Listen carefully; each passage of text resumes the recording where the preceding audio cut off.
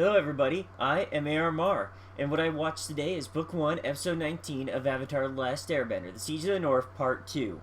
The episode starts right off where we left off on the previous part, with the Fire Nation attacking and Zuko struggling to carry Aang through the snow with Aang's friends hot on his heels. We're given a brief, trippy look at Aang in the spirit world, and it is really impressive. I love how trippy and visually stunning it is. I mean, it's an insubstantial world of myth and legend and thought and fact, and they really do a good job of portraying it here. I just love it. A storm comes up, it hides Zuko's tracks. He takes shelter in a cave, and while he's there with the unconscious Aang, he sort of, I don't know, Zuko has this habit of confiding in people who are unconscious and he thinks can't hear him. He mentions that his sister is such a prodigy, that she's always been the lucky one in life, and then he reveals that he doesn't resent her for it. He doesn't mind that he hasn't been lucky. He feels that having to fight and struggle for everything he's gotten in his life has made him stronger, but you can still see a little resentment in his voice. The idea that despite all of his struggle, the fact that he has earned everything he has, his dad likes his sister better because because she was born lucky, because she's the prodigy and the favorite daughter. I really like that. That was a really good touch. We find out that the Admiral knows the identity of the Moon Spirit, the physical form it took in the real world. And we also find that that's why Aang is in the spirit world, is to find out where the Moon Spirit is, what its physical form is. Turns out it's one of the fish that were in the glade in the previous episode. The place where Aang went to meditate to enter the spirit realm. He talks to this really creepy, really awesome spirit called the Face Stealer. And man, I am loving the mythology of this world. It is just... ooh, it is good. The Face Stealer is appropriately creepy. It is really, the whole time it's trying to bait him. His previous self tells him, do not make any expressions or the Face Stealer will steal your face. And, I mean, a little bit of a duh there. Its name is the Face Stealer, but you get what I'm saying.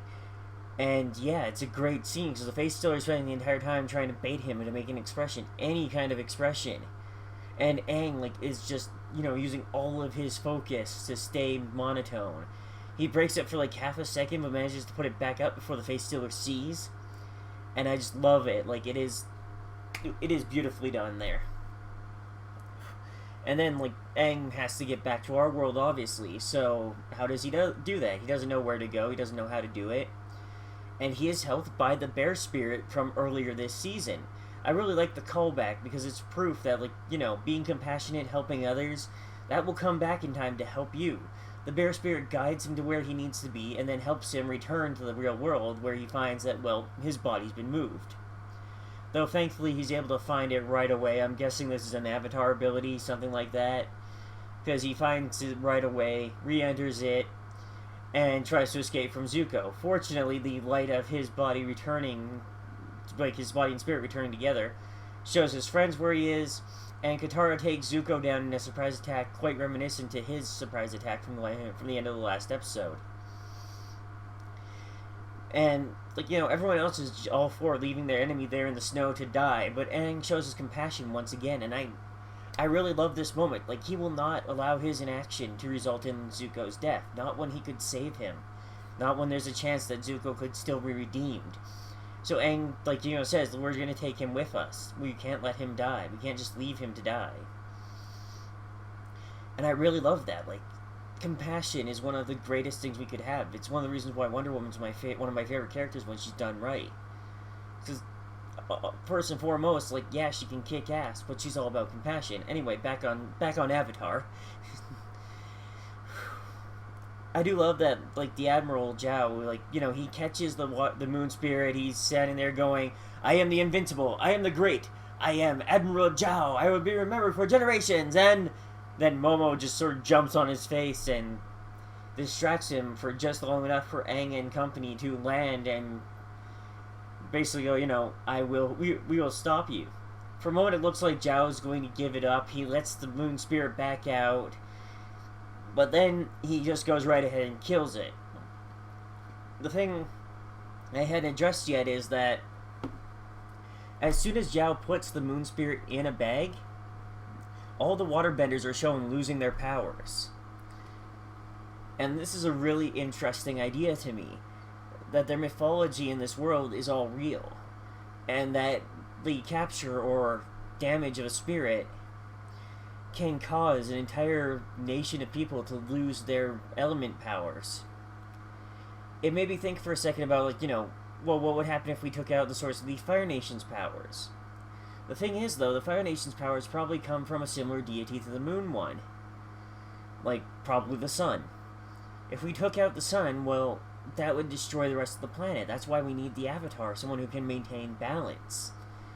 Because, like, even General Iroh tries to, say, like, Zhao, don't destroy the moon spirit.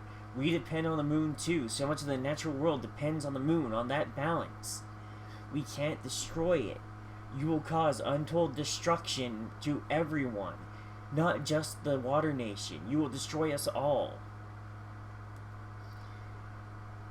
Yeah, the Zhao is just so wrapped up in himself and his own rage that he doesn't see that.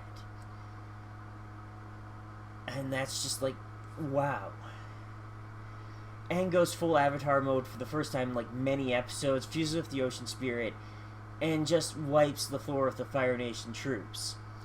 Though, despite this being the rage of the sea, the rage of the ocean spirit coming down on the Fire Nation, you can still see shades of Aang's compassion in there. He doesn't kill if he doesn't have to. He drives back the fleet. He doesn't, like, destroy all their ships or wreck them. He just pushes them back, sends them away, gets rid of them. And I think that's important. We need more shows where, turning them away or, like, pushing the enemy back is seen as a victory. There's not this need to destroy the enemy, to take them out completely, to get rid of them. No, sometimes all that's needed is a strong defense to push them back, and to show that you can do that. Sometimes all that's needed is to stand up and say, "I won't take it." And this is one of the part where Yue sacrifices her life. It turns out that as a baby, she was given life by the moon spirit, so in turn she gives that life back to bring the moon spirit back, and consequently the moon itself. I adore Yue here, but I still really just hate the bit about Sokka and her romance with him that they try to intertwine here. They try to make this tragic romantic moment, and I'm just kind of sitting there going, he barely got to know her as a person. They spent barely any time together, and half the time he was going, "Oh, stop thinking about your fiancé, you're hanging out with me right now."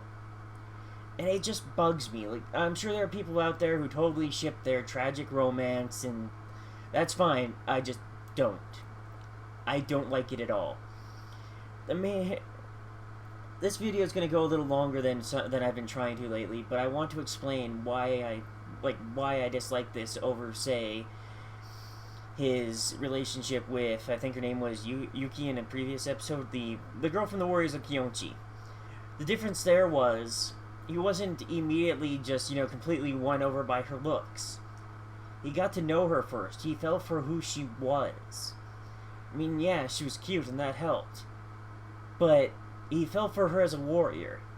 He fell for her as another person. They got to know each other over the course of the episode.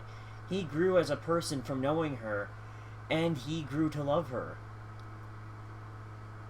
But this was just, oh man, she is so pretty. No, it didn't sit well with me. Anyhow, this has been my double feature for the end of the season. I'm AR Mar, and I'll see you guys in Season 2.